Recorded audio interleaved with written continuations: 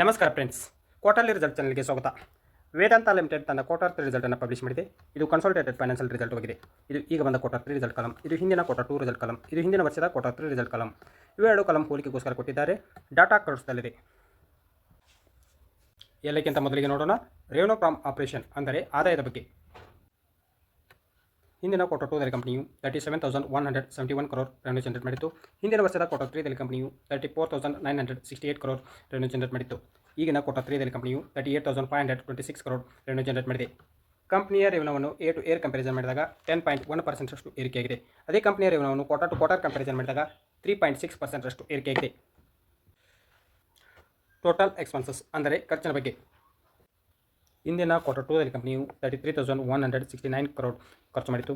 ಹಿಂದಿನ ವರ್ಷದ ಕ್ವಾರ್ಟರ್ 3 ದಲ್ಲಿ ಕಂಪನಿಯು 32,215 crore ಖರ್ಚು ಮಾಡಿತ್ತು. ಈಗಿನ ಕ್ವಾರ್ಟರ್ 3 ದಲ್ಲಿ ಕಂಪನಿಯು 33,134 crore ಖರ್ಚು ಮಾಡಿದೆ. ನೆಕ್ಸ್ಟ್ ಪಾಯಿಂಟ್ ನೋಡೋಣ, ಪ್ರಾಫಿಟ್ ಅಂದರೆ ಲಾಭದ ಬಗ್ಗೆ.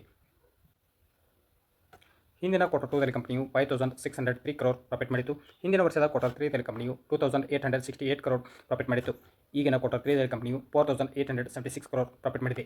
ಕಂಪನಿಯ ಪ್ರಾಫಿಟನ್ನು ಏರ್ ಟು ಏರ್ ಕಂಪ್ಯಾರಿಸನ್ ಮಾಡಿದಾಗ 70% ಅಷ್ಟು ಏರಿಕೆಯಾಗಿದೆ. ಅದೇ ಕಂಪನಿಯ ಪ್ರಾಫಿಟನ್ನು ಕ್ವಾರ್ಟರ್ ಟು ಕ್ವಾರ್ಟರ್ ಕಂಪ್ಯಾರಿಸನ್ ಮಾಡಿದಾಗ 12.9% ಅಷ್ಟು ಇಳಿಕೆಯಾಗಿದೆ.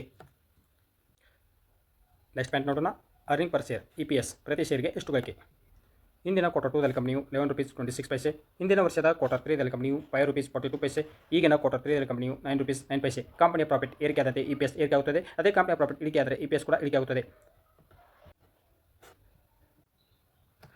ಕಂಪನಿಯ ರೆವೆನ್ಯೂವನ್ನು ಎ ಟು ಏರ್ ಕಂಪ್ಯಾರಿಸನ್ ಮಾಡಿದಾಗಲೂ ಫ್ಲಾಟ್ ನಂಬರ್ ಎಂದು ಹೇಳ್ಬೋದು.